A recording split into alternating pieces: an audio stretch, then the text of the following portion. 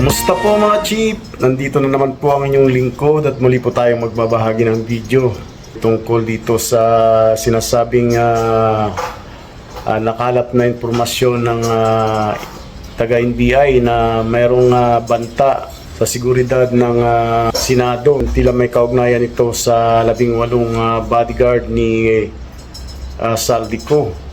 Sinasabi na mga armado, pero ayon naman dito kay Senator Sherwin Gatchalian ay wala naman siyang pinaka-specific na informasyon na nakuha, kundi ito ay isang banta lamang kaugnay nga sa mga sinasabing kaugnay dito sa 18 bodyguard na ito. Hindi ko lang masabi in detail, but what he said is there's a possibility of na merong manggugulo, no, sa Senado, and it's a possibility na armed group yung manggulo. Lumabas lang sila itong Lunes at yun nga, parang doon na nagsimula at nagkaroon na ng ganitong mga pagbabanta sa kampo ng Senado. So may pahayag din dito si Senator Sherwin Gatchalian tungkol sa sinasabi kung may kaugnayan nga itong 18 na ito at itong kanyang sinabi. According to the NBA, it might be connected to them. So that's why, out of abundance of caution, we took these steps para lang masigurado natin na hindi apektado yung mga empleyado. At dahil nga sa informasyon na yan, nagkaroon ng memorandum si Acting Senate President Wing Gatchalian na hindi mo na tumatanggap ang Senado ng mga bisita at maging ang mga staff ay ginawang work from home na lang muna ang kanilang trabaho. At yun nga, nakikipag-coordinate din sila sa mga otoridad. Sabi nga, i-verify muna yung information at ibabalidate nila ano bang talagang katotohanan sa mga informasyon na ito na nagmula mismo sa NBI Director Melvin Matibag. Ano yung nirelay nyo sa kanila? Seeking for to verify and validate yung information ni NBI Director. Sino daw yung manggugulo? Yung 18 ba yun? Yun ba nga sa specific intel? Hindi, wala akong information on that. That's why we're asking the different intelligence community to help us on this information. Ganda sana kung ma-interview din itong 18 bodyguard na ito ni Saldico para mas malaman natin kung ano ba talaga ang sitwasyon at tila sila ang isa sa tinuturong dahilan kaya nagkaroon ng pagbabanta na ito. Ayon nga dito sa nagbahagi ng interview na ating nakalap ay hinahanap pa nila ang itong 18 para mapakinggan din ang kanilang site kung ano ba talaga ang sinasabing informasyon na ito na tila may banta sa seguridad ng Senado. Posible may kinalaman daw sa 18 dating bodyguard ni Saldico ang umano'y banta sa Senado. Ayon po yan kay Senador Sherwin Gatchalian. Mahigpit pa rin ang seguridad sa Senado na nasa ilalim ng heightened security alert. Kasunod pa rin yan ng intel na ibinahagi ni NBI Director Melvin Matibag na may seryosong banta umano sa Senado. Kaya dinagdagan ng mga pulis. Sinasala rin ng husto ang bawat pumapasok habang suspendido naman ang pagtanggap ng bisita. Pero gaano nga ba katindi ang sinasabing seryosong banta? Inusisa si Senator Wing Gatchalian kung may kaugnayan ba ang banta sa 18 dating bodyguard ni dating Congressman Saldico na noong Lunes ay nasa Senado at hindi nakasalang sa consultative meeting ng Blue Ribbon Committee ng New Majority. According to the NBA, it might be connected to them.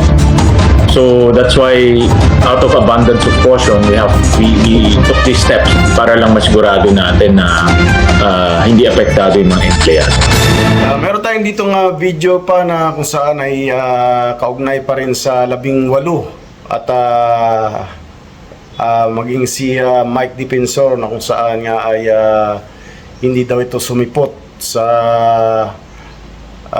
ipaganyaya sa kanya ng NBI dahil nasugpi na yata ito pero hindi niya ito dinaluhan at ang pumunta lamang doon ay itong si Attorney Topacio at ayon nga rito kay Attorney Topacio ay hindi nila i-acknowledge yung subpoena kapag ibang kaso ang kanilang para sa ibang kaso na kanilang harapin kaugnay dito kay Mike Defensor, na kung saan ay tila pinaparatangan ito na binigyan niya ng tig 5 milyon ang bawat isa sa 18 bodyguards na ito ni Zaldico. So, panoorin natin itong news na ito. Hindi sumipot si dating Congressman Mike Defensor sa National Bureau of Investigation sa kabila ng pagpapasabpina sa kanya. Dumating lamang ang kanyang abogadong si Attorney Ferdinand Topacio. Sabi niya, hindi niya kikilalanin sakaling magpadala muli ng sabpina ang NBI para kay Defensor.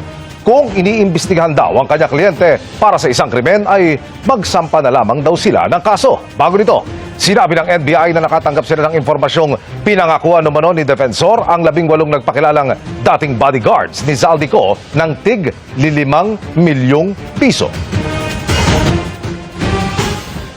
Is there an investigation for a possible criminal offense against my client? Kung meron, alis na ako, mag-file na lang kayo. We are not going to honor another subpoena from the NBI, lalo na kung harassment. Ngayon, kung tingin nyo, you go to court, sabihin nyo in contempt kami, we will prefer our defenses in court. Pero Sa mga katulad nating simpleng mamamayan ng bansang ito ay talagang palaisipan lagi sa atin yung mga nangyayari na ito sa ating bayan, ano? Dahil ito kabi-kabila na talagang ang umiiral dito ito yung mga kanya-kanyang mga legal counsel na humahawak ng mga kaso na ito, na talagang kung paano nila dipinsahan siyempre yung kanilang mga kliyente.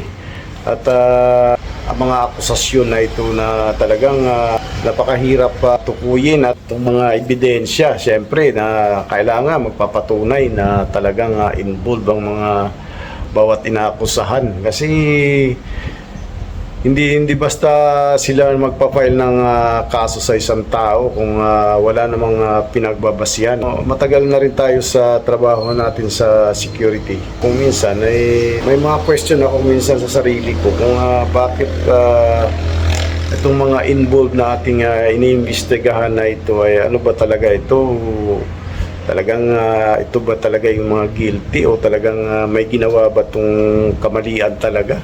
O ito'y inaakusahan lamang? At yun nga, para lumabas talaga ang katotohanan, dumadaan sa masusing investigasyon at talagang pagkalap ng mga ebidensya para mapatunayan natin na ang isang inaakusahan ay talagang guilty.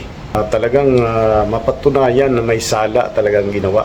Kung minsan iniisip ko, ganito na ba talaga ang mundo, no? Parang hindi natin alam kung sino dito ang nagsisinungaling at ang nagsasabi ng katotohanan. Mahirap, napakahirap ng kalagayan, lalo na ng mga abogado, na kung minsan hawak sila ng kaso na hindi nila alam kung ang kanila bang kliyente ay nagsisinungaling lamang. At kaya lang, kapag abogado ka, alam ko kailangan nilang dipinsahan talaga ang kanilang kliyente at may panalo ang mga kaso ng mga ito.